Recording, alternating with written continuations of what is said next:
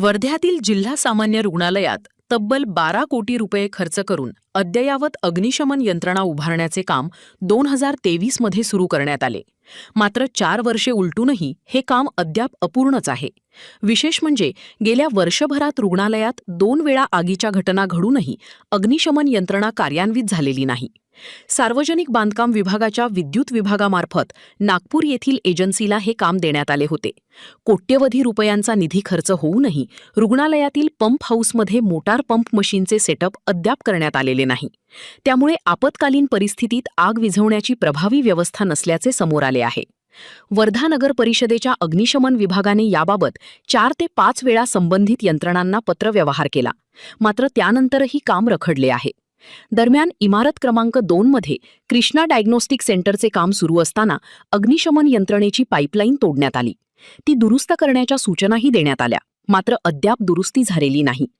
वारंवार सूचना देऊनही दिरंगाई होत असल्याने रुग्ण, नातेवाईक आणि कर्मचाऱ्यांच्या सुरक्षेचा प्रश्न ऐरणीवर आला आहे.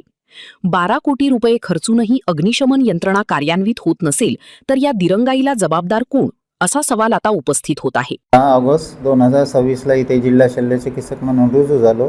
त्याच्या दुसऱ्या दिवशीपासूनच मी आपल्या अग्निशमन यंत्रणेबाबत पाठपुरावा घेत आहे आणि आपल्याकडे फायर ऑडिट झालेलं आहे, परंतु त्यांचं जे NOC लागते, ना हरकत प्रमाणपत्र, ते सध्या अप्राप्त आहे. तर त्यासाठीसुद्धा मी पाठपुरावा घेत आहे आणि मी पूर्ण हॉस्पिटलचं राऊंड घेऊन आपल्याकडे जे अग्निशमन यंत्रणा आकस्मिक आग लागल्यास आपल्याकडे 86 किलोचे फायर एक्सटिंग्विशर, म्हणजे जे रेड कलरचे, लाल कलरचे बंब राहतात आकस्मिक आग विझवण्यासाठी, ते कार्यान्वित आहे. तसेच आपल्याकडे कार्बन डायऑक्साईड सिलेंडर, ते 6 किलोचे 6 सिलेंडर आपल्याकडे कार्यान्वित आहे आणि जवळपास 6 किलोचे ABC टाईपचे फायर एक्सटिंग्विशर बंब आपल्याकडे ते कार्यान्वित आहे. आणि आपण सर्व कर्मचाऱ्यांना आकस्मिक आग लागल्यास काय काय उपाययोजना करता येईल यासाठी मॉक ड्रिलसुद्धा आपण आता 15 ऑगस्टला घेतली होती आणि दर 3 महिन्यांनी आपण मॉक ड्रिल घेतो.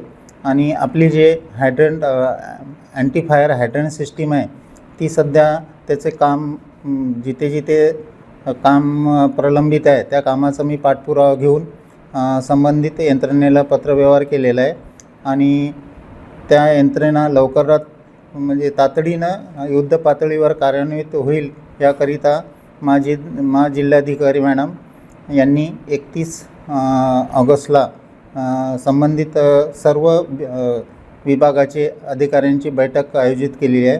त्या बैठकीदरम्यान माझ्या ज्या समस्या आहे मी ते सोडवण्याचा आणि ही जे hydrant anti fire hydrant system जी आहे ती लवकरात लवकर कार्यान्वित होईल या दृष्टीनं मी पाऊल उचलणार आहे.